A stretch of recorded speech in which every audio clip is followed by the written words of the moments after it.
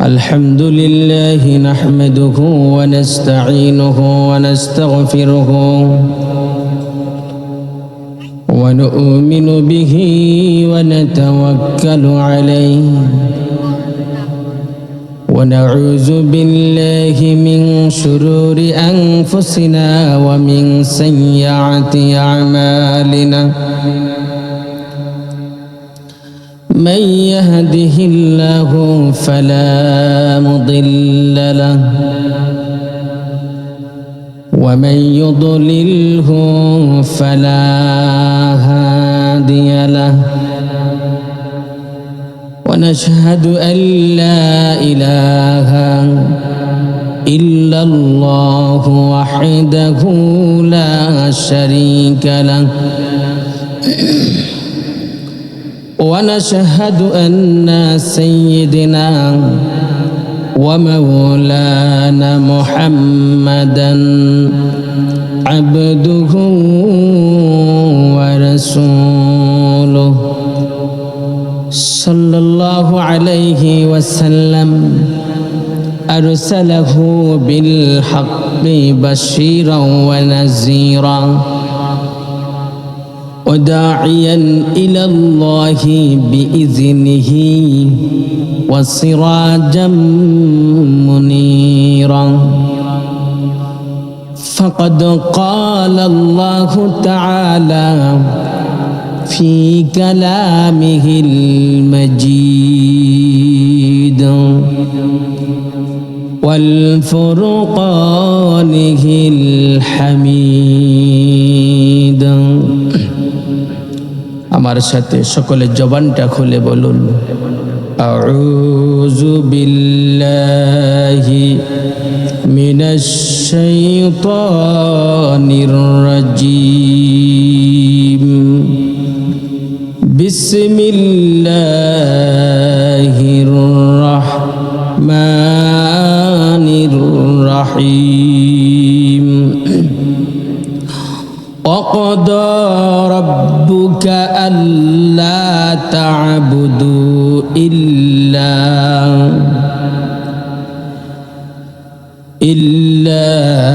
يبلغن وقضى ربك ألا تعبدوا إلا إياه وبالوالدين إحسانا صدق الله العظيم وصدق رسوله النبي الكريم قال النبي صلى الله عليه وسلم قال رضا الرب في رضا الوالدين وسخط الرب في سخط الوالدين في شان حبيبه مخبرا وآمرا إن الله وملائكته يصلون على النبي يا أيها الذين آمنوا صلوا عليه وسلموا تسليما اللهم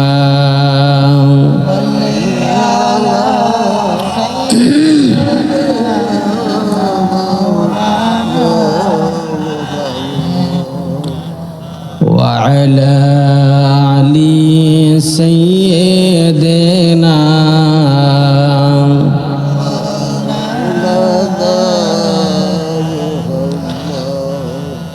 আমার ভাইয়েরা বন্ধুরা জবানটা খুলে হৃদয়ের আবেগটুকু ঝাড় করে সকলে সমবেত কণ্ঠে আওয়াজ দিয়ে ভলিউমটা বাড়িয়ে পড়ি আল্লাহুম্মা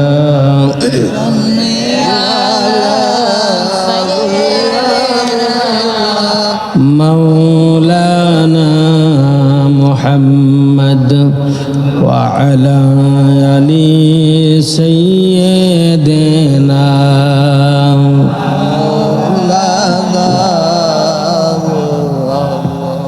প্রাণ ভরিয়া পড়েন দুরূদ ও মুমিন ভাই বসিয়া মোদের দুরূদ শোনেন নবীজি রওজা পাকে শুইয়া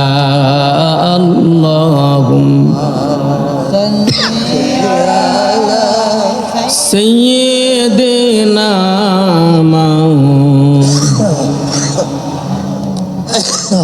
وعلى آل سيدنا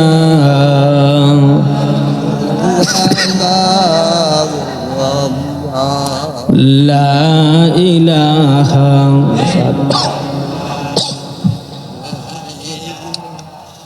إلا الله لا إله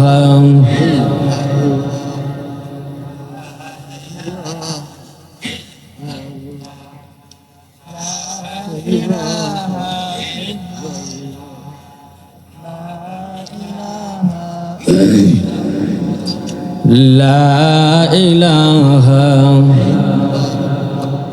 ما شاء الله لا إله لا إله حسبي ربي جل الله ما في قلبي غير حسبي ما في قلبي غير الله نور محمد صلى الله لا إله ما شاء الله لا إله لا إله لا إله পাখির গানে গানে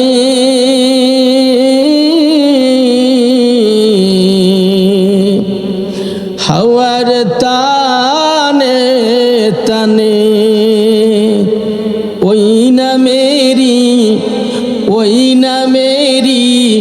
সুর শোনা যায় হয়ে পাগল পারা লা ইলাহা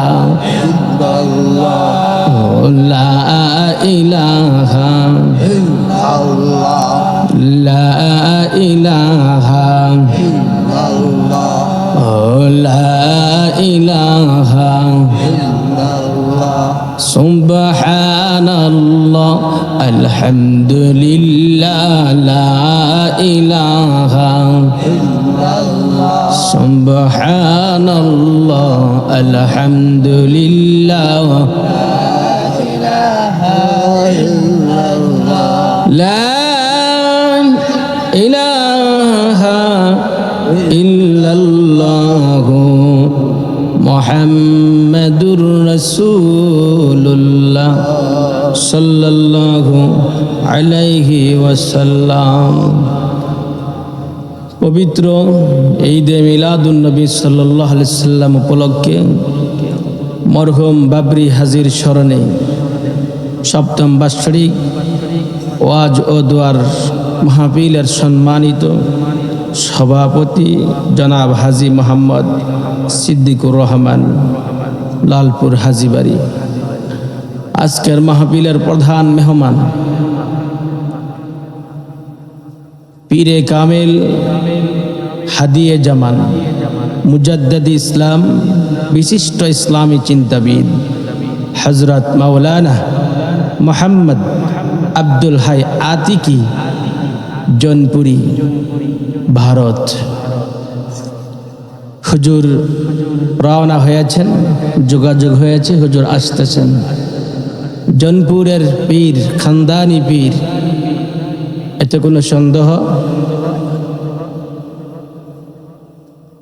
আজকের মাহফিলে তাফসীর পেশ করবেন আন্তর্জাতিক খ্যাতি সম্পূর্ণ মুফাসসিরে কোরআন আলহাজ হযরত মাওলানা মুফতি আব্দুল সালাম বিপ্লবী সাহেব। এতক্ষণ যিনি আলোচনা করেছেন হযরত মাওলানা মুহাম্মদ আব্দুল্লাহ আল ইব্রাহিম, আপনাদেরকে সুন্দর কোরআন ও হাদিস থেকে বয়ান শোনাইয়াছেন। মাগরিবের পর থেকে এই পর্যন্ত ধারাবাহিকভাবে কোরআন হাদিস থেকে সুন্দর মূল্যবান বয়ান পেশ করেছেন। আল্লাহ তাআলা যেন এই বয়ানের উপরে আমরা আমল করতে পারি, সকলে বলি আমিন। আমিন। উপস্থিত দিগার হযরত উলামায়ে কেরাম, প্রাণ প্রিয় ইসলাম প্রিয় আমার মুসলমান ভাইয়েরা এবং এই এলাকার পর্দার আড়ালের মা বোনেরা, সকলকে আন্তরিক সালাম জানাচ্ছি। আসসালামু আলাইকুম ওয়া রাহমাতুল্লাহি ওয়া বারাকাতুহু। প্রিয় সুধী, আমরা শুকরিয়া তান আদায় করি ওই আল্লাহ, যে আল্লাহ তাআলা আমাদেরকে যাচাই বাছাই করে, পছন্দ করে, মায়া করে, মোহাব্বত করে এই সানিয়ানার নিচে বেহেশতের বাগানে আসার ব্যবস্থা করে দিয়েছেন। আসুন সকলে উচ্চ কণ্ঠে হৃদয়ের আবেগটুকু উজাড় করে সকলে সমবেত কণ্ঠে সিংহের মতন গর্জন দিয়ে ভলিউমটা বাড়িয়ে বলি আলহামদুলিল্লাহ।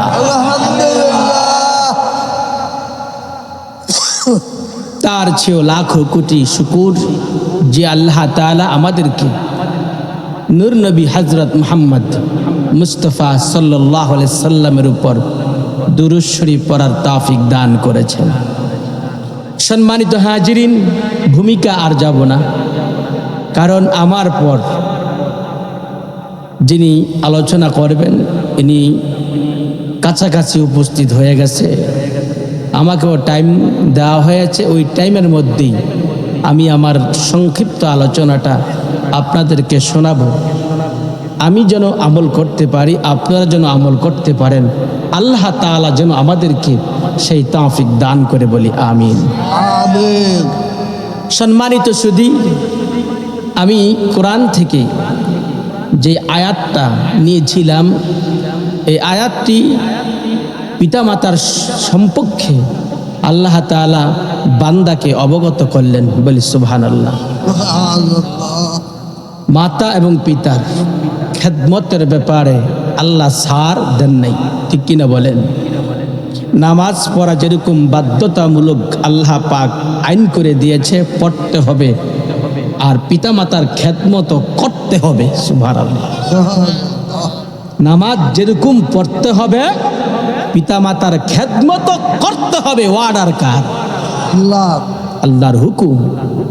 কিন্তু আজ আমরা নামাজ গুরুত্ব দিয়েছি, পিতামাতার খেদমতের ব্যাপারে গুরুত্ব দেই না। প্রিয় হাজিরিন, নবী করিম সাল্লাল্লাহু আলাইহি সাল্লাম আম্মা জান মা আমেনার খেদমত বেশি দিন করতে পারেন নাই, কারণ 6 বৎসরের কালে রাহমাতাল লিল আলামিন দুনিয়া থেকে মা হারা হয়েছে। আব্বাকে তো জন্মের পরে দেখেন নাই, রসুল বাবাকে জন্মের পরে দেখেন নাই। যার বাবা নাই সে বুঝে বাবাজি কি জিনিস আর কি নেয়ামত, ঠিক কিনা বলেন? যার মা নাই সে বুঝে মাজি কি নেয়ামত আর কি জিনিস। প্রিয় ভাইয়েরা আমার, আল্লাহ তাআলা বললেন, আমার ইবাদত যেরকম তোমাদের উপরে ফরজ করা হয়েছে, আল্লাহর উপরে ঈমান আনা যেরকম ফরজ করা হয়েছে, যাকাত দেওয়া যেরকম ফরজ করা হয়েছে, ওই বান্দাদেরকে আল্লাহ তাআলা ডেকে বলল, বান্দারা তোমরা আমার ইবাদতের পরে তোমাদের একটা ইবাদত আছে, যে রাস্তাটা হলো আমি আল্লাহ দেখিয়ে দিলাম। তোমরা সেই ইবাদতটা করবা তোমার মা এবং তোমার বাবার খেদমত। কার খেদমত? প্রিয় হাজিরিন, মা বাবার খেদমত করলে কি লাভ হবে? মা বাবার সেবা করলে কি লাভ হবে? মা বাবাকে তাজিম করলে কি লাভ হবে তার বর্ণনা আল্লাহ তাআলা কোরআনুল কারীম স্পষ্ট ভাষায় বলে দিলেন, ওয়াকাদা রাব্বুকা আল্লা তা'বুদু ইল্লা ইয়্যাহু ওয়া বিল ওয়ালিদাইনি ইহসানা। আল্লাহু আকবার। আল্লাহ তাআলা বললেন, বান্দা ওয়াকাদা রাব্বুকা আল্লা তা'বুদু ইল্লা ইয়্যাহু। আল্লাহ তাআলা বললেন, আল্লাহ তাআলার ইবাদতের পরে আমি তোমাদেরকে অর্ডার দিলাম, হুকুম দিলাম, তোমরা তোমার মাতা পিতার সেবা করো আর তাদের খেদমত করো। আল্লাহ তাআলা অর্ডার করলেন। প্রিয় ভাইয়েরা আমার, আবার আল্লাহ পাক বললেন, খবরদার তোমার মা এবং তোমার বাবা তোমার আচরণে তোমার কথা এবং তোমার বার্তা, তোমার ব্যবহার যেন তোমার মা কষ্ট না পায়, উফ শব্দটা ব্যবহার না করে। এটা আল্লাহ তাআলা বান্দাকে বলতেছেন, ইমানদার মুমিন বান্দাদেরকে আল্লাহ তাআলা বলতেছেন। সুবহানাল্লাহ। সুবহানাল্লাহ। প্রিয় হাজিরিন, ওই আল্লাহ কেমন আল্লাহ! কেন আল্লাহ তাআলা মা বাবার প্রতি এত গুরুত্ব দিয়েছে? কেন দিয়েছেন? পিতা মাতার প্রতি ইহসান করার জন্য অর্ডার। তাইলে শুনেন, আল্লাহ তাআলা বললেন, বান্দা আমি তো তোমাকে দুনিয়ায় পাঠাইলাম, যাদের মাধ্যমে পাঠাইলাম বান্দা আমি আল্লাহ জানি, তুমি তা জানো না। বান্দা তোমাকে তোমার মা যখন পেটে নিয়েছে, পেটে ধারণ করেছে, এরে বান্দা পেটে ধারণ করতে যাইয়া তোমার মা যেভাবে 10 মাস 10 দিন মা দুখুনি গর্ভে ধারণী মা তোমারে পেটে রাইখা একটা রাত্র বিছানায় ঠিক মতন ঘুমাইতে পারেন না। প্রিয় হাজিরিন, আল্লাহ তাআলা বললেন, বান্দা তুমি তো তোমার মার কষ্ট দেখো নাই, তুমি তো তোমার মার বেদনা দেখো নাই। তোমার মা তোমাকে পেটে নিয়া যতটুকু কষ্ট করেছে, এই কষ্ট দুনিয়ার কোনো পুরুষ লোক সে জানে না যে কি পরিমাণ কষ্ট। একটা শিশু মাসুম বাচ্চা মার পেটের মধ্যে 10 মাস 10 দিন মা দুখুনি তাকে পেটে ধারণ করলো। প্রিয় হাজিরিন, যখন আস্তে আস্তে সন্তানটা বড় হতে লাগলো, আল্লাহ তাআলা বলে, বান্দা তোমার মা কি করে তুমি আমার কাছ থেকে শোনো। তোমার মা যখন তোমাকে পেটে ধারণ করলেন, তুমি যখন আস্তে আস্তে বড় হইলাম, আমি আল্লাহ তাআলা তোমার মার নাভির সঙ্গে তোমার খাদ্যের নালীর সঙ্গে আমি তোমার মা খাদ্য নালীর থেকে তোমার নাভির সঙ্গে যে একটা তার পিট করে দিলাম, যে একটা তার দিয়ে দিলাম, ওই তারের মাধ্যমে, ওই নারীর মাধ্যমে, ওই পাইপের মাধ্যমে আমি আল্লাহ তাআলা তোমার পেটে খাবারের ব্যবস্থা করে দিছি। জোরে কন্যা সুবহানাল্লাহ। বান্দা তুমি যখন তোমার হাত পা হলো, তুমি ছিল রক্ত, রক্ত থেকে হলো মাংস, মাংস থেকে আমি আল্লাহ হাড্ডি দিলাম, মানুষে আকৃতি করলাম। এখন তুমি পুরাপুরি মানুষ ধারণ, মানুষ রূপে আস্তে আস্তে বড় হতে লাগলা। তোমার এই পেটের ভিতরে থাইকা তুমি কিছুক্ষণ পর যখন মোড়া মারো, লাড়া দাও, লাথি মারো, মার কলিজার ভিতরে যাইয়া লাথিটা লাগে। যখন কলিজার ভিতরে লাথিটা পড়ে বান্দা, তোমার মা দ্বারা ঠিকা কাজ হয়ে নিচে পড়ে যায়। এমন ভাবে অবস্থায় চিৎকার দিয়া মা বিছানায় পড়ে শুধু কান্দে। আর স্বামী কি ডাক দিয়া বলে, ওগো স্বামী আমার মনে হয় আমি আর বাঁচবো না, আমাকে তুমি দাবি মুক্ত করে দাও। স্বামীকে ডাক দিয়া মা দুখুনি যখন স্বামীর কাছ থেকে দাবি নিয়ে যায়, আমাকে মাফ করে দিও, আমার মনে হয় আমি আর বেশি দিন বাঁচবো না, আমার এত কষ্ট অনুভব হচ্ছে। প্রিয় ভাইয়েরা আমার, আল্লাহ তাআলা বলল, বান্দা ওই সময় যেই কষ্ট তোমার মা দুখুনি পেয়েছে, এই কষ্টটা যদি কোনো সন্তান অনুভব করত, তাইলে মার সাথে খারাপ আচরণ করে না।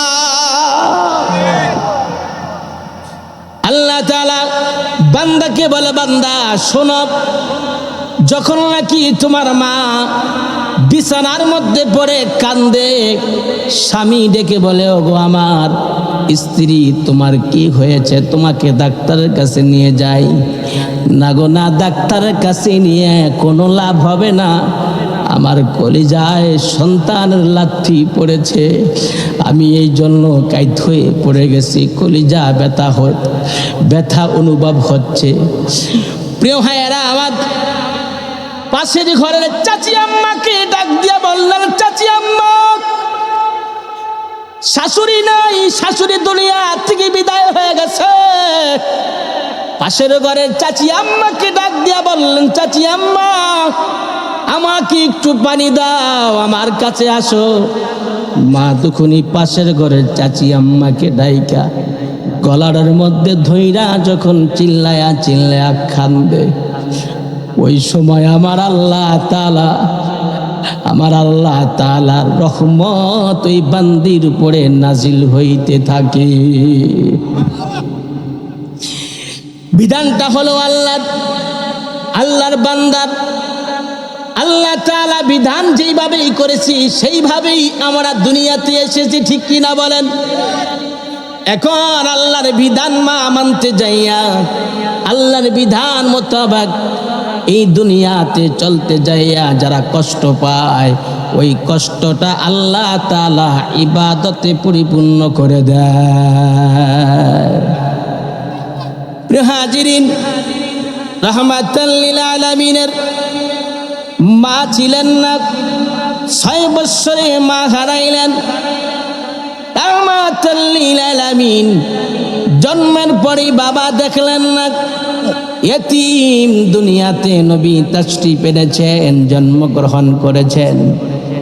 এবার আমার দিনের নবী সাহাবায়ে কেরামদেরকে ডাক দিয়া বলল, সাহাবায়ে কেরামরা, আমি যা জানি তোমরা তা জানো না, আমি যা দেখি তোমরা তা দেখো না, আমি যা শুনি তোমরা তা শোনো না। দাঁত থাকতে দাঁতের মর্ম তোমরা বুঝো না, দাঁত না থাকলে দাঁতের মর্ম বোঝা যায়, ঠিক কিনা বলেন? নবীজি আমার সাহাবায়ে কেরামদেরকে উদ্দেশ্য করে বললেন, সাহাবায়ে কেরামরা, যদি তোমরা মা বাবার দিকে রহমতের নজর দিয়ে একবার তাকাও, তাইলে আল্লাহ তাআলা তোমার আমলনামার মধ্যে একটা কবুল হজের সওয়াব দান করবেন। জোরে বলুন সুবহানাল্লাহ। সুবহানাল্লাহ। আরেকজন সাহাবী উত্তর দিলেন, ইয়া রাসূলুল্লাহ, যদি আমার মার চেহারার দিকে আমি 100 বার তাকাই, আল্লাহ তাআলা তোমার আমলনামার মধ্যে 100টা হজের সওয়াব লিখি দিবি। যতবার তাকাইবেন ততবার হজের সওয়াব। আরে মুসলমান, কেমনে এই মার সঙ্গে খারাপ আচরণ করো, কেমনে মার সঙ্গে ধমক দিয়ে কথা বলো? তোমার কি সেই কথা মনে পড়ে না শীতের দিন রাত্রি তোমার মার বিছানা তুমি প্রস্রাব কইরা ভিজাইয়া দিছো, এখনো না কাপড় আছে, পর্যাপ্ত কাপড় আছে, ঠিক কিনা বলেন? কিন্তু কেমন একটা সময় গেছে বাজান, 2টা কাপড়ের বেশি ছিল না, ঠিক কিনা বলেন? ঘরের মধ্যে এত দামি দামি জাজিম ছিলেন না, তোষক ছিলেন না, লেপ ছিলেন না। মার কাপড় দিয়া সালা ভিতরে বইরা, সালা বস্তা বস্তা বুঝেননি, বস্তা ভিতরে বইরা মার কাপড় দিয়া আমার বাড়ি খাতা বানাইছে।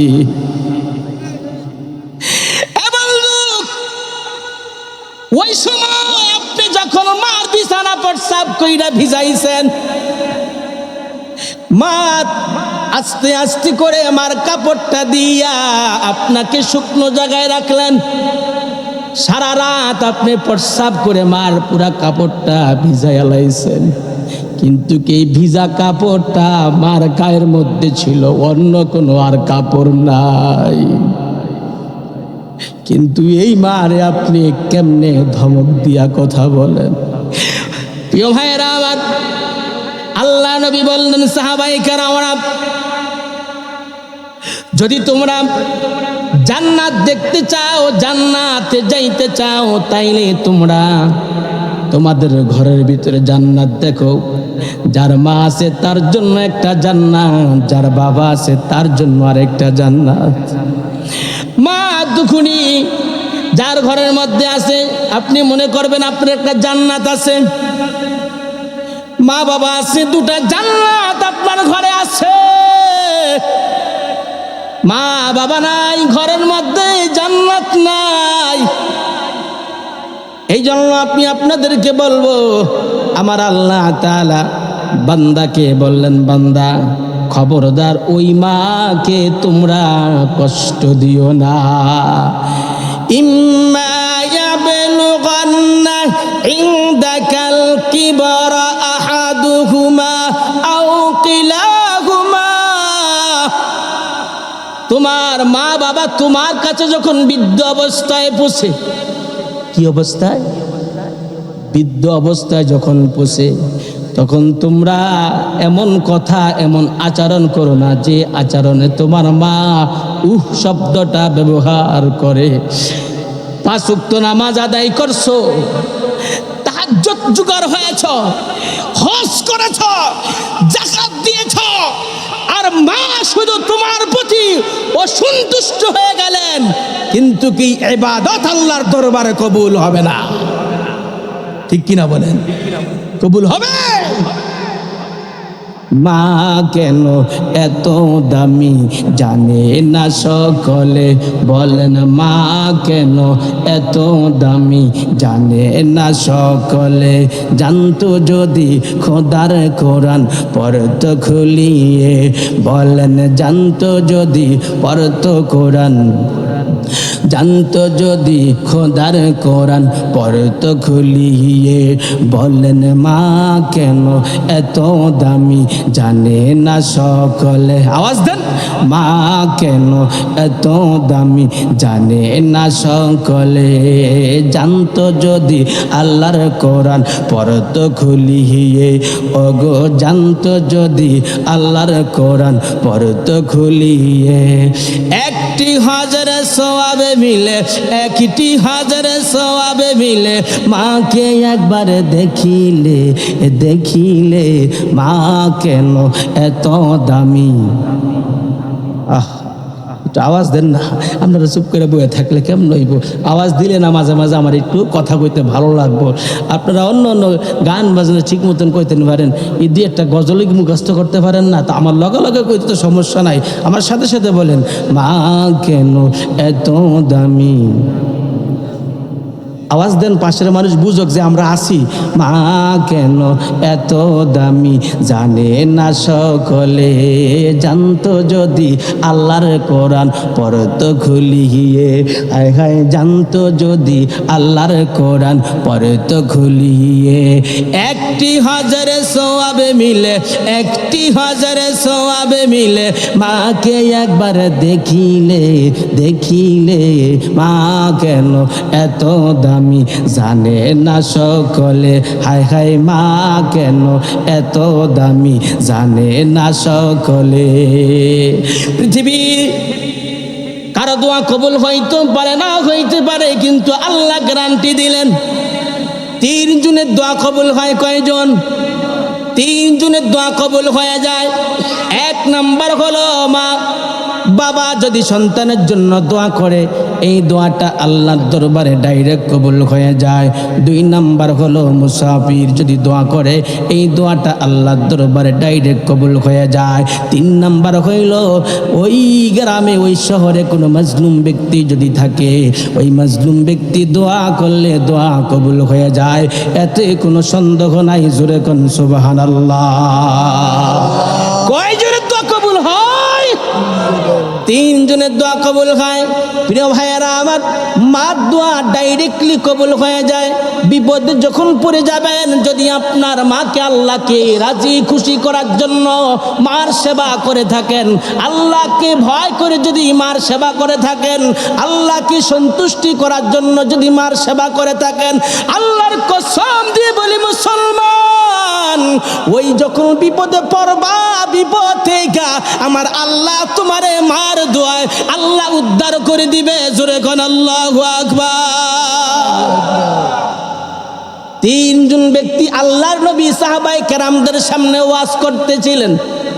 নবীজি সাহাবায়ে কেরামদেরকে বলতেছেন, সাহাবায়ে কেরামরা, আমি তোমাদেরকে 3 ব্যক্তির একটা ঘটনা শোনাই। রহমাতাল লিল আলামিন সাহাবায়ে কেরামদেরকে ডেকে বললেন, সাহাবায়ে কেরামরা, 3 জন ব্যক্তি কেমন বিপদে পড়ে গেলেন। 3 জন ব্যক্তি তারা রাত্রে করে শহর ছেড়ে এক জায়গায় গিয়েছিলেন ঘোরার জন্য বা ব্যবসার জন্য। 3 ব্যক্তি বাড়িতে আসার পথে যখন রাত্রে হয়ে যায়, তারা ডাকাতের ভয়ে আর রাত্রে অন্ধকারের ভয়ে তারা আশ্রয় নিলেন একটা গুহার ভিতরে। কোথায়? জোরে বলেন কোথায়? গুহার ভিতরে আশ্রয় নিলেন। আর ওই গুহার ভিতরে যখন আশ্রয় নিয়েছিল, 3 ব্যক্তি গুহার ভিতরে রাত্রি ঘুমিয়ে পড়ল। যখন ঘুম থেকে জাগ্রত হলো, একজন আরেকজনকে বলতেছে, ভাই উঠো, মনে হয় সকাল হয়ে গেছে, চলো তাড়াতাড়ি বাড়িতে যাইতে হবে। এবার একজন ব্যক্তি ঘুম থেকে জাগ্রত হইয়া গুহার দিকে তাকায়া দেখে গুহার মুখ বন্ধ হইয়া গেছে। পাহাড় থেকে নবীজি বললেন, সাহাবীরা তারা যখন ঘুমিয়ে পড়ল, পাহাড় থেকে একটা পাথর গৈরায়া এসে ওই গুহার মুখের মধ্যে পড়ছে, বড় পাথর। 3 জন ব্যক্তি তারা বলল, কি ব্যাপার, গুহার মুখ যে বন্ধ দেখা যায়, আমরা তো গুহার মুখ বন্ধ করি না, গুহার মুখটা বন্ধ করলো কেডা আবার?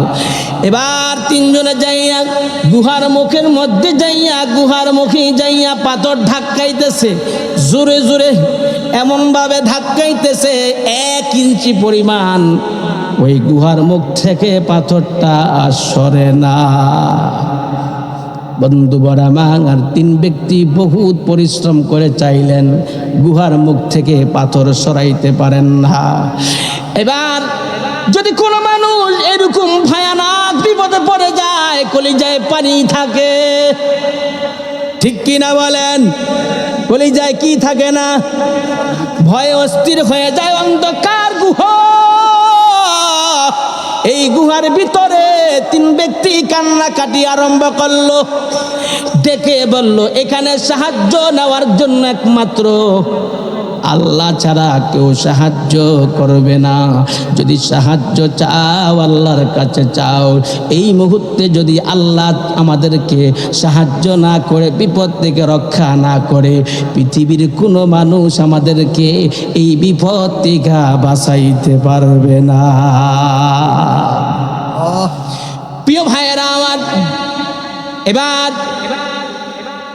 একজন ব্যক্তি গুহার ভিতরে যাইয়া গুহার ভিতরে আল্লাহ তাআলার কাছে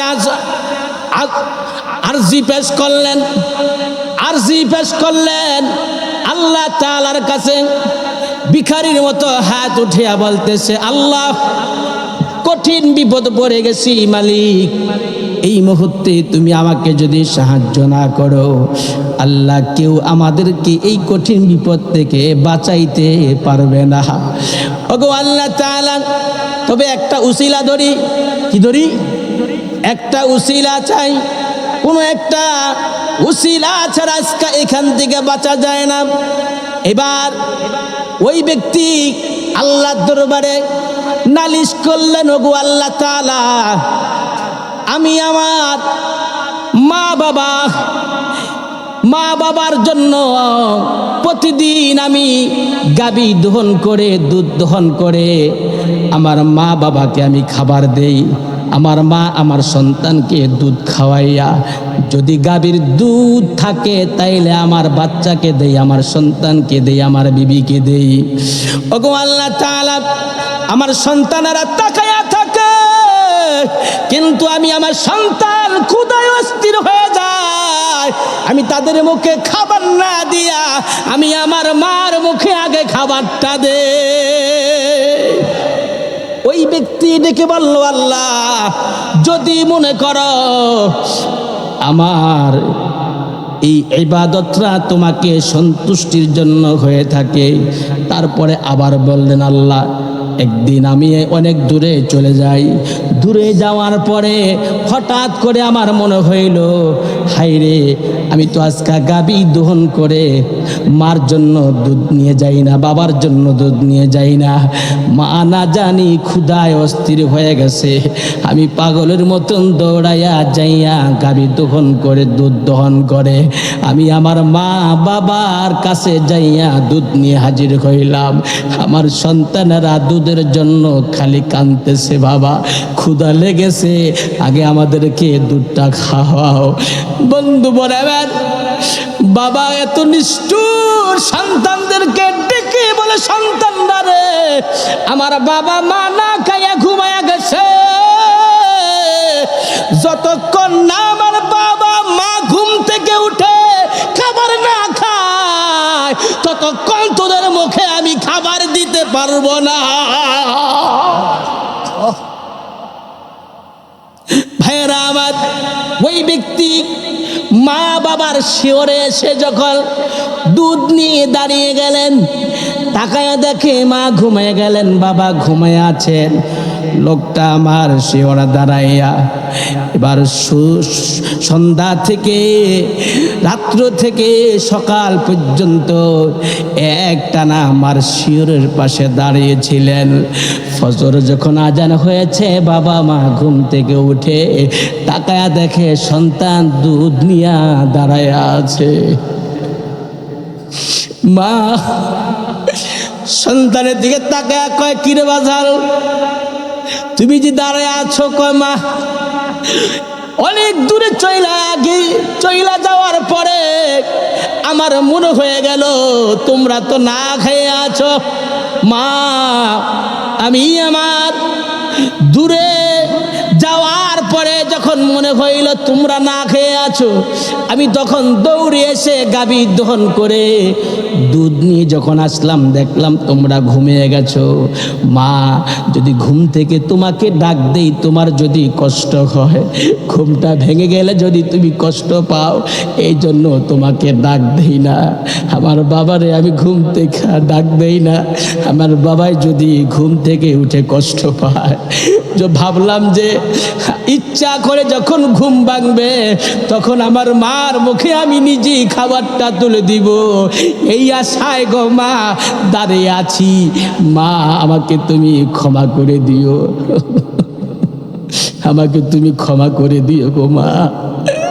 বন্ধু বরাবর ওই ব্যক্তি মা শিওরে দাঁড়াইয়া খাবার লইয়া মারে যখন এইভাবে অনিয়ন বিনিয়ন করে যখন মার কাছে কথাগুলি বলতেছিলেন, আল্লাহ তাআলা ডাক দিয়া কয়, বান্দা, আজকে রাত্রের ইবাদতটা আমার কাছে সবচেয়ে বড় পছন্দ হয়েছে। জোরে কর না আল্লাহু আকবার। ওই গুহার মুখের মধ্যে যখন বিপদে পড়েছে তখন অবিতাগো ইলাইহিল উসিলা, এই একটা উসিলা চাইলেন আল্লাহর কাছে। আমার আল্লাহ তাআলা ডাক দিয়া কয়, পাথর রে, যেই উসিলাটা চেয়েছে আমি আল্লাহ তাআলা ওই রাত্রে ইবাদতের বিনিময় আমি আল্লাহ তাআলা হুকুম দিলাম গুহার মুখ থেকে পাথরটা সরে যা। ভাইরা আমার বন্ধুরা, রহমাতাল লিল আলামিনের উম্মত যারা, রহমাতাল লিল আলামিনের উম্মত যারা, এই উম্মতের ইবাদত আল্লাহ তো পছন্দ করে।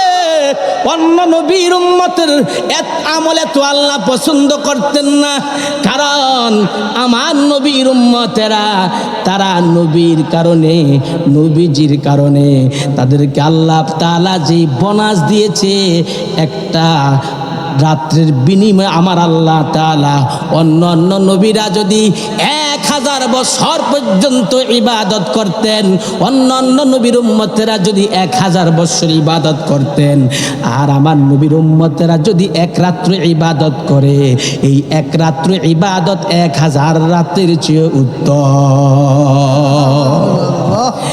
ভাইরা বন্ধুরা, পাথরের মুখ থেকে যখন, গুহার মুখ থেকে যখন পাথরটা একটু সরলেন, অল্প একটু সরার পরে তারা উপরে আলো দেখতে পাইলেন। সুবহানাল্লাহ বলেন। কি দেখলেন? আলো দেখলেন, ভিতরে এখন আলো দেখা যায়।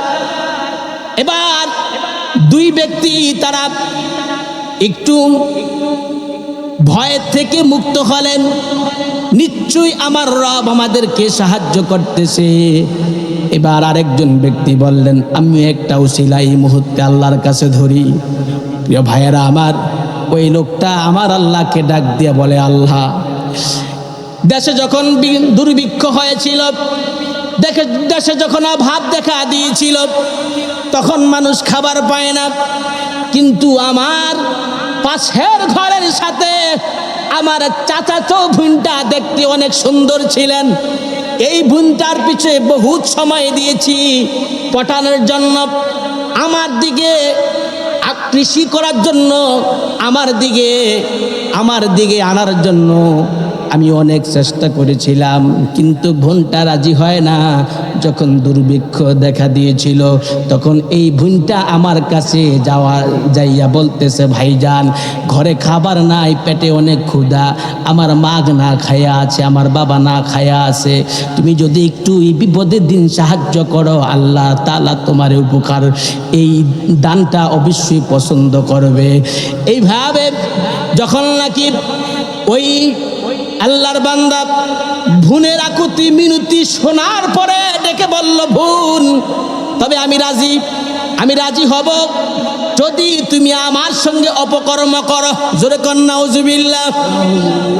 আমি তোমাকে স্বর্ণ দিব, খাবার দিব, টাকা দিব, পয়সা দিব, অলংকার দিব, যা চাও তাই দিব, কিন্তু আমার একটা কথা তোমার রাখতে হবে। কয় কথাটা কি? কয় কথাটা হলো তুমি আমার সঙ্গে অপকর্ম লিপ্ত হইতে হবে।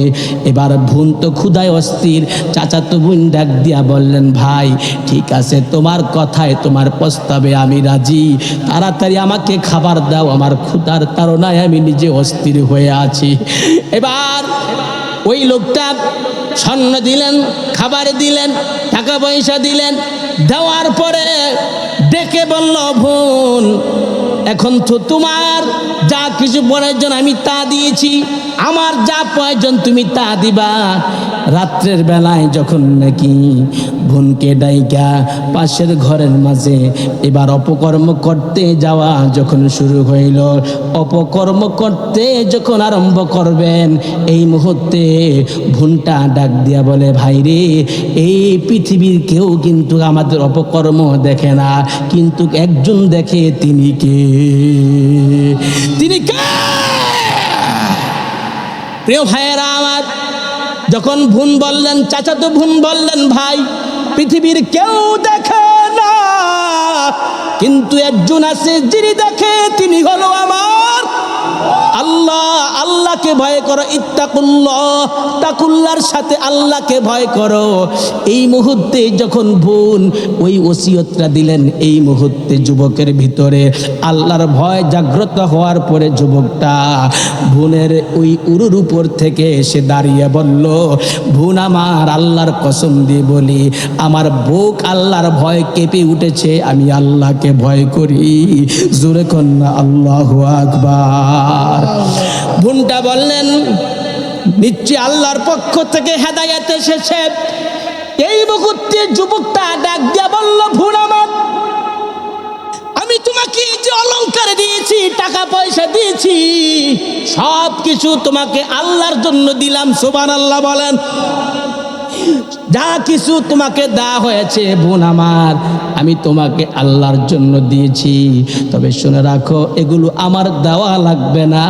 ওই যুবকটা বলল, তুমি আল্লাহর কাছে দোয়া করো, আল্লাহ যেন আমাকে ক্ষমা করে দেয়। যুবক আল্লাহর কাছে হাত উঠিয়ে বলে, আল্লাহ, সেদিন রাত্রে অপকর্ম করতে যাইয়া যখন আমার বোন তোমার কথা বলল, আমি আমার বোনের উরুর উপর থেকে দাঁড়িয়ে গেলাম। তুমি যদি মনে করো ওই রাত্রি তোমার সন্তুষ্টির জন্য আমি এই কাজটা করেছি, আল্লাহ, ওগো আল্লাহ তাআলা, তোমাকে ভয় করে যদি মনে করো আমি কাজটা করেছি, আল্লাহ, তুমি আমাকে ওই উসিলায় আজকে এই কঠিন বিপদ থেকে বাঁচাও। আল্লাহ, ওই গুহার মুখী যেই পাথরটা আছে, পাথরটা সরাইয়া দাও। যেন ভালো কাজ করলে কিছু পাওয়া যায়, ভালো কাজ করলে কিছু পাওয়া যায়। কখন পাবেন? যখন বিপদে পড়ে যাবেন, তখন সাহায্য করবে কে? ভাইয়েরা আমার, আরেকজন ব্যক্তি গুহার ভিতরে আছেন। গুহার ভিতর থেকে তৃতীয় নাম্বার ব্যক্তি যখন হাত উঠিয়ে বলল, আল্লাহ,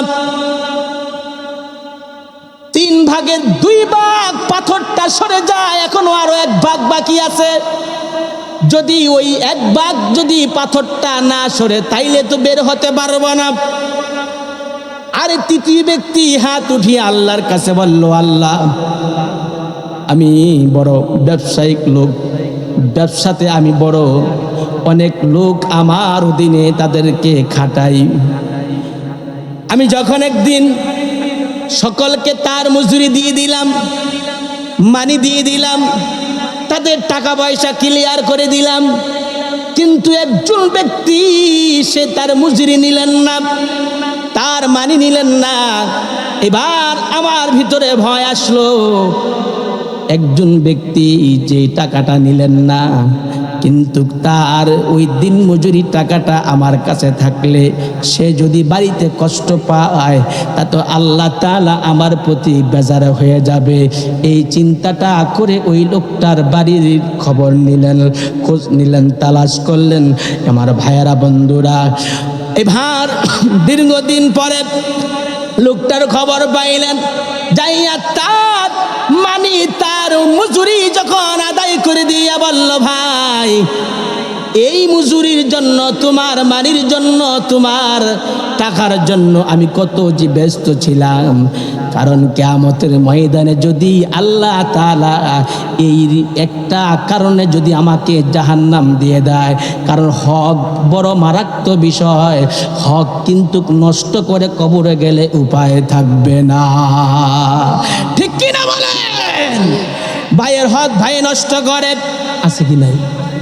মুসলমান মুসলমানের হক নষ্ট করে। ও ইমানদার মুমিন আল্লাহর বান্দা, কারো হক যদি নষ্ট করি ইবাদত করো, আল্লাহর কসম দিয়ে বলি, এই ইবাদত আল্লাহর দরবারে কবুল হবে। কারণ হকের বিষয়ে মারাত্মক। আল্লাহ বলে, বান্দা, নামাজ কম পড়ছো, রোজা কম রাখছো, ইবাদত কম হয়েছে, আমি আল্লাহ ইচ্ছা করলে মাফ করলে করতে পারি। এটা কার ইচ্ছা? জোরে বলেন, কার ইচ্ছা? এটা হলো আল্লাহর ইচ্ছা। আল্লাহ যদি মাফ করে দেয়, এখানে কারো কিছু করার মামলা হামলা, ফিডাফিডি, মারামারি, কিলাকিলি, দুশ্মনী নাই কিছু নাই। কিন্তু আল্লাহ তাআলা আল্লাহর হক মাফ করলে করতে পারে, কিন্তু আল্লাহ তাআলা বলে বান্দা সব কিছু আমি আল্লাহ পারি, সব কিছু কি পারি।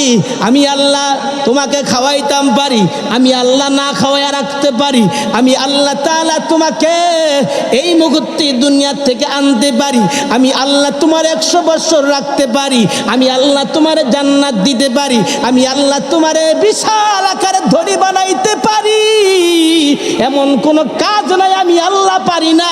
তবে শুনে রাখো বান্দা, একটা কাজ আমি আল্লাহ পারি না। কি পারে না? একটা কাজ আমার আল্লাহ পারেন না। বলতে পারেন হুজুর আল্লাহ না সব পারে, কুন ফায়াকুন বললি হয়ে যায়। আবার আল্লাহ বলে বান্দা একটা কাজ আমি আল্লাহ পারি না। এই একটা কাজ হলো বান্দার হক বান্দায় মাফ করবে, কিন্তু আল্লাহ মাফ করবে না। আল্লাহ কয় বান্দা আমি বান্দার হক মাফ করতে পারি না, বান্দার হক বান্দা মাফ করবে। তাইলে এখন বুঝেন, যারা হক নষ্ট কইরা কবরে যান, চিন্তা কইরা কবরে যাইয়ে, চিন্তা কইরা কবরে যাইয়ে, নাইলে উপায় থাকবে না। বাস কিন্তু সাইজটা দিত না, শাসন ছাড়াই দিব। বন্ধুগণ আমার, এখন আমরা এবার ওই গুহার থেকে তৃতীয় ব্যক্তি বললেন, আল্লাহ যদি মনে করেন আমার এই কর্মটা আমি তোমার ভয়ে করেছি গো আল্লাহ, তোমাকে রাজি খুশি করার জন্য যদি ওই ব্যক্তির দানাটা পরিশোধ করে দিয়ে থাকি আল্লাহ, তাইলে এই মুহূর্তে ওই কাজের উসিলায় তুমি আমার এই বিপদ থেকে বাঁচাও আল্লাহ, গুহার থেকে তুমি পাথরটা সরাইয়া দাও। এই ওসিয়ত যখন করলেন, ওই মুহূর্তে আমার আল্লাহ তাআলা পাথরকে ডাক দিয়া কয়, পাথর রে, আমার 3 বান্দা গুহার ভিতরে থাইকা যে ওসিয়ত করেছে, যেই উসিলা ধরেছে, আমি আল্লাহ তিনটা ইবাদতের মধ্যেই খুশি। এই পাথর আমি আল্লাহর হুকুমে তুমি গুহার মুখ থেকে সরে যাও। জোরে কন্যা আল্লাহু আকবার, আর জোরে কোন আল্লাহু আকবার। ভাইরা আমার, বন্ধুরা, তাইলে মার সেবা করলে, মার খেদমত করলে লাভ হয় না লস হয়? খবরদার, আমরা একটা স্বভাব আছে, বিবিরে যাইয়া বেগমের কাছে অসহায়, এগো কয় কি আমার মায়ের একটা কাপড় কিনে দিমু, কয়নি। এই কথা যখন আপনি আপনার বিবিরে বলবেন, আল্লাহ বেজার, আল্লাহ নারাজ। এই কথা যখন বেগমরে বলেন যে আমি আমার মায়ের কাপড় কিনা দিবনি, যদি এই কথাটা বেগমরে বলেন, আল্লাহ বেজার হয়ে যায়। যে ভাই মার কাপড় কিনা দিবা, বেগম রে জিগাইবা কা? মায়েরা কইব, দেখ হুজুরে কেমনে কইতাছে।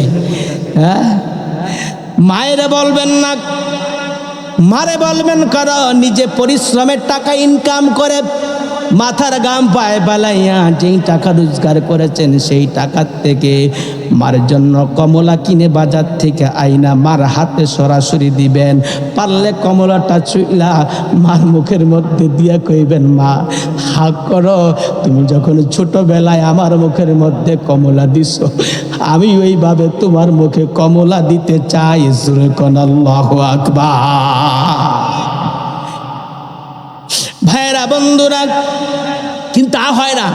সুরা বাজারের থেকে কমলা আনছে, বউয়ের ডরে যাইয়া এটা মার কাছে না দিয়া বউর কাছে দিছে। আসেন এই এলাকা এমন লোক নাই মনে হয়? আছে, মার কাছে দেয় না, কারণ মার কাছে দিলে বেগম কষানি দিব ঘরের ভিতরে নিয়ে। এবার মার কাছে না দিয়ে বেগমের কাছে যখন দেয়, বেগম ফোল্ডাটা ঘরের ভিতরে নিয়া এনতেছে একটা বাইর কইরা ফোলার ডাক দে কই তোর বুয়ারে দিয়াই রে কয়না কয়না কয়না কয়না তোর ফোলা ওটা বুয়ারে দিয়াই মায় কয় আমি কমলা খাই না কারণ মার কষ্ট হইল আমার সামনে দিয়া কতগুলা কমলা পোলাই নিছে আর একটা কমলা আমার লেগা বুঝে পাঠাইছে মার কলিজায় ধাউ ধাউ করে আগুন লাইগা গেছে ভাইরা বন্ধুরা শুধু তাই নয় এমন ঘটনাও আছে ও লালপুরের ভাইরা আমি লালপুরের কথা বলি না অন্য অন্য গ্রামের কথা শহরের কথা বলি মানুষটা ছোট কিন্তু আল্লাহ তাআলা বড় ইজ্জতের সহিত সম্মানের সহিত অনেক জায়গায় আমাকে ঘুরায় এবার শ্বশুর বাড়ির থেকে মা শ্বশুর বাড়ির থেকে শ্বশুর আসবে শাশুড়ি আসবে বাজারটা অনেক কড়া কইরা করছে কিন্তু বাজার করার পরে বলল মারে যাইয়া কমু কয় না তোমার মারে কইবা কি আরে মারে কওয়া লাগবো না আমার মা আমার বাবা যাওয়ার পরে তুমি তোমার মারে কইও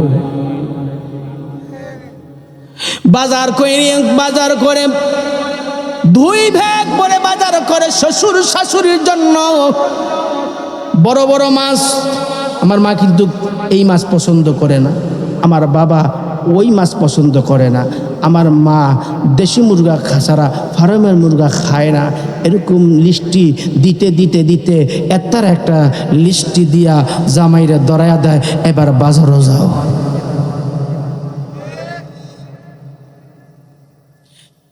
বাপটা হলো বুড়া মাটা হলো বুড়ি একটা সোনের ঘরের মধ্যে থাকে মা কান্দে বুড়া যাইয়া বুড়িকে ডাক দিয়া কয় কি গো কেন কান্দো কি হয়েছে কেন কান্দো বুড়া মা এই কথা বলার পর বাবা যখন এই কথাটা বললেন স্বামী যখন এই কথাটা বললেন এবার বুড়া মা আর কান্না থামাইতে পারলেন না ডাক দিয়া কয় ওগো স্বামী আমার সন্তান আমি লালন পালন করলাম কত কষ্ট কইরা কিন্তু তার শ্বশুর বাড়িতে কা মেহমান আসবে ওলাই তো আমারে কোনো কিছু কয় না মার কান্না দেখে বুড়া বাবা স্ত্রী কি ডাক দেয়া কয় বেগম আমার চোখের পানি মুছো তার লগে আমার দেখা হইছে সার দোড়াই বৈশা রইছি সে আমার দিকে ভালো করে একটা নজর দিও তাকায় না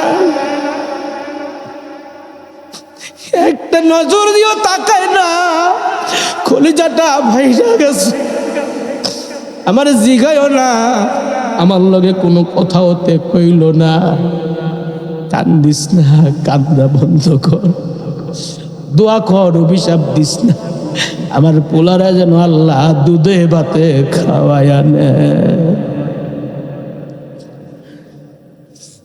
মেহমান আসার পরে শ্বশুর শাশুড়িকে ভালো করে খাওয়ানো আরম্ভ করলেন শ্বশুর শাশুড়ি কেমন বলে না তোমার মা কই তোমার বাবা কই এরা খুশি কিছু শ্বশুর আছে কিছু শ্বশুর আছে এরা খুশি বাপারে দাওয়াত না দিলে খুশি মারে খবর না নিলে খুশি গজব এদের কপালও আছে এদের পোলারও আল্লাহ এই অবস্থাই করবে কথা বলেন শাশুড়ি গেছে গোসল করার জন্য বৌমারে ডাক দিয়া কয় বৌমা কয়দিন হইছে শরীরটা আমার ডলা হয় না একটু ডলে দাও বৌমা গেছে গাতলাই যাইয়া হাত দিয়া না ডইলা পাও দিয়া ডলে শাশুড়ি কয় বৌমা ডলো বালা কইরা ডলো কইছিলাম হাত দিয়া ডলতে, এখন পাও দিয়া ডলতেছ, এটা তোমার কোনো কিছু করার না, এটা আমার কর্ম।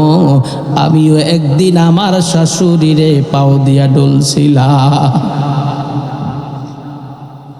ক্ষেতের চাল না ক্ষেতের মধ্যেই রাইখা ভাঙ্গে। যে যে কর্ম করবেন আল্লাহ ওই কর্মের ফল আপনাকে দুনিয়াতেই দেখাবে। সন্তান যখন দাওয়াত দিলেন না বাবা মারে, মা কষ্ট করে সন্তান লালন পালন করলো। মা আম পাতা চাবাইয়া চাবাইয়া খাইছে, পান খায় না। কারণ পান সুপারি কিনতে গেলে সন্তানের ওষুধ কিনতে পারবে না, সন্তানের খাবার কিনতে পারবে না, স্কুলের বেতন দিতে পারবে না, স্কুলের বই কিনতে পারবে না। এমন সময় গেছে অভাবের দিন, যেটা আবার চোখে দেখছি রে বাজান।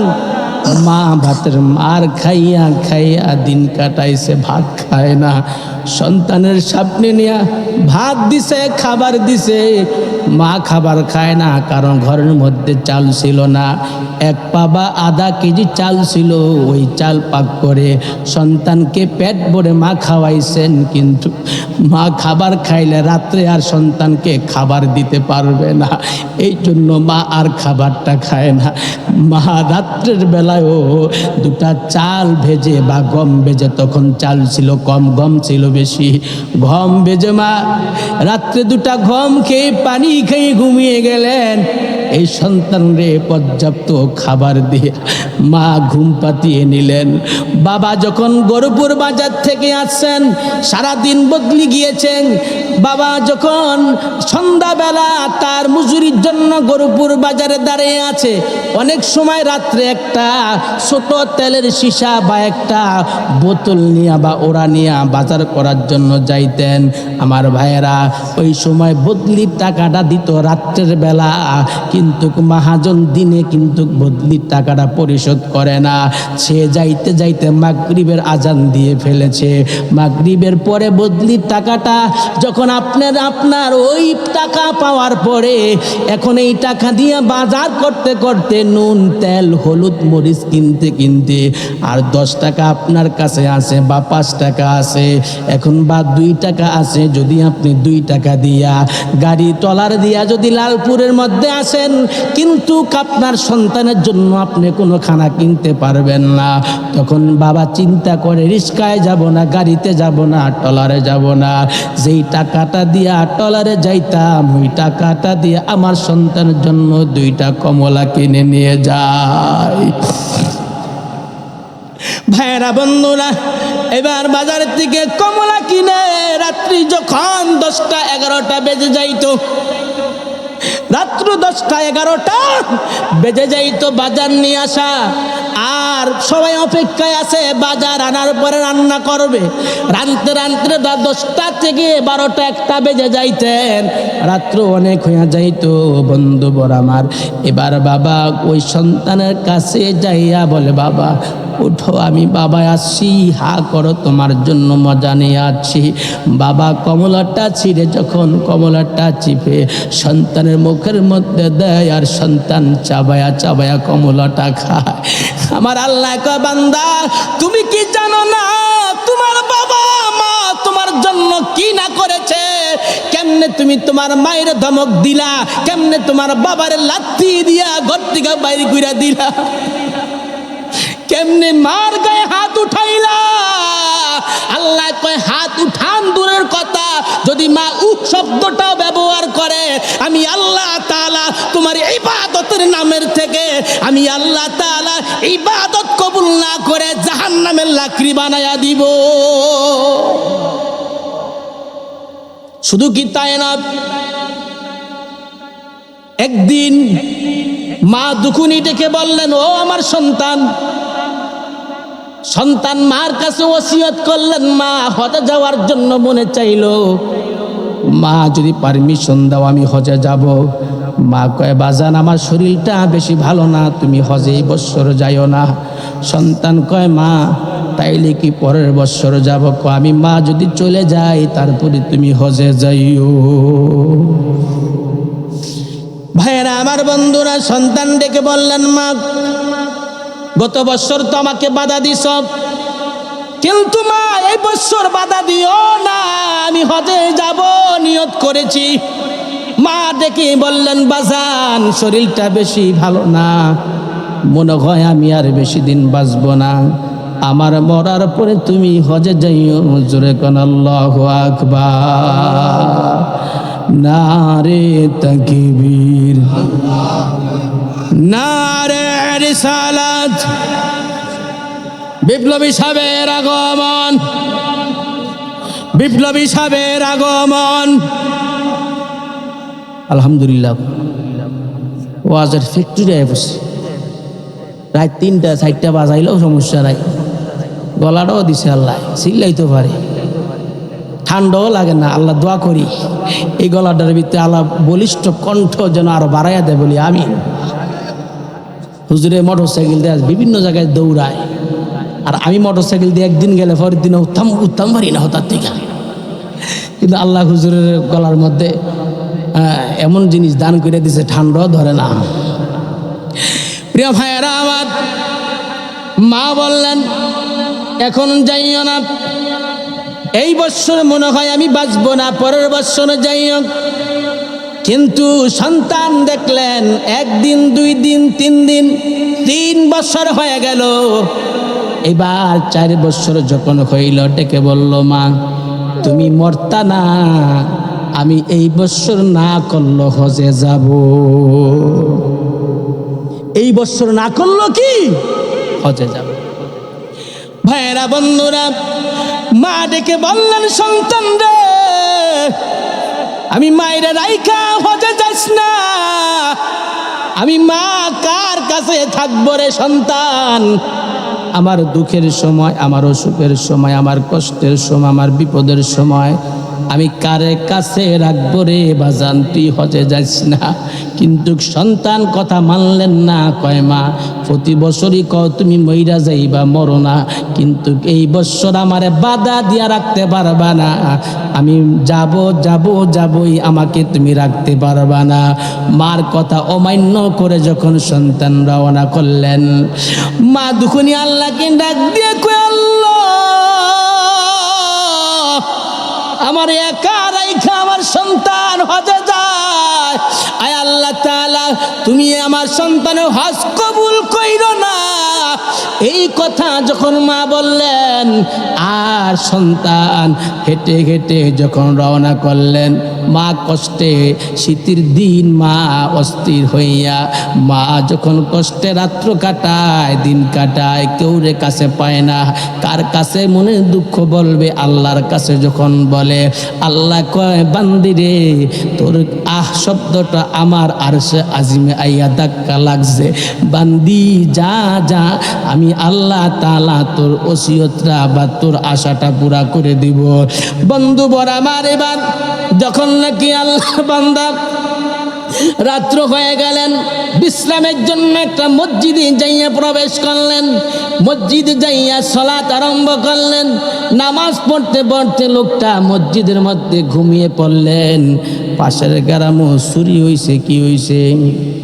চুরি হইছে। পাশের গ্রামও চুরি হইছে। এবার চোরা যখন চুরি করতে যাইয়া ধরা খাইয়া গেছে। কি খাইছে? ধরা খাইয়া গেছে। চোরাই দিছে একটা দৌড়, মাল দি লইয়া দৌড় দিয়া দেয়, সামনে আরেক দল আছে। চোরা কয়, ডাইনও যাওয়ান যাইতো না, বামও যাওয়ান যাইতো না, যেই দিকে যামু সেই দিকেই খামু। কি খাইব? কি খাইব? আর কথা কয় না, কি খাইব? যেই দিকে যাব সেই যুগে সেই দিকেই খাবো। জাগার কোনো আর রাস্তা নাই, বাঁচার কোনো আর রাস্তা নাই। এবং লোক এবার ওই চোরা চিন্তা করলেন, দেখি মসজিদরা যত মাঝখানে আছে, মসজিদে ঢুকি। চোরায় মসজিদে ঢুইকা চিন্তা করে ভিতরে যে একটা লোক দেখা যায়, এবার কায়দা কইরা চোরায় কয়, মাল সাবানা যা আছে লোকটার কাছে আমি দিয়া যাই, আমি যদি মানলি থুইয়া হাইটা যাই, আমারে কেউই বাধা দিত না। সুরাই বুদ্ধি কইরা মাল রাইখা বেশটা সুরতটা ফাল্লাইয়া বালা মানুষের মতন কয় দর দর সুর কয় এই কে কই আছেন সুর মসজিদের ভিতরে সুরাই নিজে কইতাছে এবার সুরের লগে সুর হয়ে গেছে গিরস্তের লগে সুরাই গিরস হয়ে গেছে এরম ইতিহাস আছে কি নাই আছে কি নাই বাসের ড্রাইভার কাইট কইরা বাস হালাইয়া দিয়া একটার আর একটারে তুইয়া খুন কইরা বাসের ড্রাইভার লাভ দিয়া পড়া কয় ড্রাইভাররে ধর কে কয় ড্রাইভারে কি কয় ড্রাইভাররে ধর এবার মাইসে কয় হাসত তৈরা পাবলিকে হাতে লওয়া কইতাছে কোন দিকে গেছে সেই দিকে দেখছি দৌড় দিছে ড্রাইভারে কইতাছে সেই দিকে দৌড় দিছে ওই দিকে ফালাইয়া ড্রাইভার এই দিকে নাই শেষ এই হলো আমার দেশের অবস্থা চোরাই যখন বই সময় মালগুলি মসজিদে রাইখা মসজিদের মধ্যে রাইখা চোরাই যাইয়া বাইরে ডাক দিয়া কয় চোর মসজিদের ভিতরে কে কই আসেন দৌড়াইয়া আসেন এবার সকল মানুষগুলি দৌড়ে আসে যখন মসজিদের সামনে যাইয়া মসজিদের ভিতরে ঢুকে ওই সুরের মাল সহ লোকটাকে ধরে বাইরে আনলেন লোকটা ডাক দিয়ে বলতেছে আল্লাহর কসম দিয়া বলি আমি চুরি করি না আমি একজন মুসাফির হজ করার জন্য রওনা হয়েছি এবার তারা কোনো কথাই শুনলেন না বলল চুরি করো আবার মসজিদে ঢুইকা নামাজ পড়ো কত বড় অপরাধ করছো আবার মিথ্যা কথা কও এই কথা কইয়া লোকটারে এমন মারলেন মারতে মারতে চুলগুলি মাথার চুলগুলি চাচিয়া জোতার মালা গলা দিয়া এবার ঘুরাইতেছে কয় শোন কয় লোকদেরকে ডেকে বল যে আমি চুরি করেছি এই জন্য আমার এই শাস্তি আমি চুরি করেছি এই জন্য আমার এই শাস্তি এবার লোকটা ওই হাটে আর কয় মার কথা অমান্য করেছি এই জন্য আমার এই শাস্তি চুরি করছি এই জন্য শাস্তি না আমি মার কথা অমান্য করেছি এই জন্যই শাস্তি বন্ধু বড় আমার মায়ের যে লাত্তি দিছে এরকম ইতিহাস হয়েছে পাউল্যাংরা হয়ে গেছে আছে কি নাই পাউল্যাংরা হয়ে গেছে হাঁটতে পারে না মাকে জবান দিয়া যারা কষ্ট দিয়েছে গালটা বেঁকা হয়ে গেছে মাকে দুই হাত দিয়ে যারা থাপ্পড় দিয়েছে হাতটা বেঁকা হয়ে গেছে আমার ভাইয়েরা বন্ধুরা খবরদার মায়ের কষ্ট দেওয়া যাবে না আমার মা দুখুনির যাকে কষ্ট দিয়া যারা কষ্ট দিয়েছেন তারা একটা সুযোগ আল্লাহর নবী আল্লাহ তাআলা বলেছে বান্দা তবে একটা রাস্তা আছে ওয়াকুর রাব্বিরহামহুমা কামা রব্বায়ানি সগীরা বান্দা তুমি তোমার মার জন্য দোয়া করো যে আমার কাছে বলো এ আল্লাহ আমার শিশুকালে আমার মা দুখুনি আমাকে যেইভাবে লালন পালন করেছে গো আল্লাহ তুমিও আমার মায়েরে এইভাবে লালন পালন করো কে শিখিয়ে দিয়েছে মাকে বৃদ্ধাশ্রমে দেওয়া যাবে না আল্লাহ বেজার হয়ে যাবে মার মুখে খাবার তুলে দিয়া তারপরে সন্তানের মুখে খাবার দিবেন রাজি আছেন তো কিন্তু ওয়াজ তো ঠিকই চলতেছে কিন্তু আমলে বাস্তবায়ন হচ্ছে না ঠিক কিনা বলেন আমলে বাস্তবায়ন হচ্ছে না প্রিয় সুধী আমলে বাস্তবায়ন করতে গেলে জায়গায় একটাই সংসদে আইন করতে হইবে কোরআন হাদিস দিয়া যদি কথা বলি এখন কারো গায়ে লাগতে পারে প্রিয় ভাইয়েরা আমার সংসদে আইন পাস করতে হবে যাদের বাপ মা বৃদ্ধাশ্রমে যাবে তাদেরকে এক সপ্তাহের জন্য কারাগারে বন্দী করা হবে দিব আর পরের দিন দিব আর কেউ যদি কয় যে বাপ মা যদি অভিযোগ করে তারে 1 মাসের জেল দেওয়া হবে মায়ের আর অভিযোগ করতে দিব হ্যাঁ তাইলে একটাই রাস্তা এখন কোরআন সুন্নাহর আইন দরকার সংসদে ঠিক কি না বলেন আমরা এই সোনার বাংলাদেশ কোরআন সুন্নাহর মতো কোরআন সুন্নাহ দিয়ে সাজাইতে চাই আমার এই সোনার দেশটা ঠিক কি না বলেন আমার আমার এই সোনার বাংলাদেশটা কোরআন সুন্নাহ দিয়ে যদি সাজিয়ে দেন, শান্তি সব জায়গায় চলে আসবে। কোনো বৃদ্ধ মা অভিযোগ দিবে না সন্তানের ব্যাপারে, ঠিক কিনা বলেন? চোর চুরি করা বন্ধ হয়ে যাবে, চিটারি করা বন্ধ হয়ে যাবে, বাটপারি করা বন্ধ হয়ে যাবে, দুর্নীতি বন্ধ হয়ে যাবে, সঠিক বিচার পাওয়া যাবে, ঠিক কিনা বলেন? সঠিক বিচার পাওয়া যাবে যদি কোরআন সুন্নাহ দিয়ে দেশ গঠন করি। আল্লাহ তাআলা আমাদেরকে এই কোরআন সুন্নাহ দিয়ে দেশ গঠন করার তৌফিক দান করুক, বলি আমিন।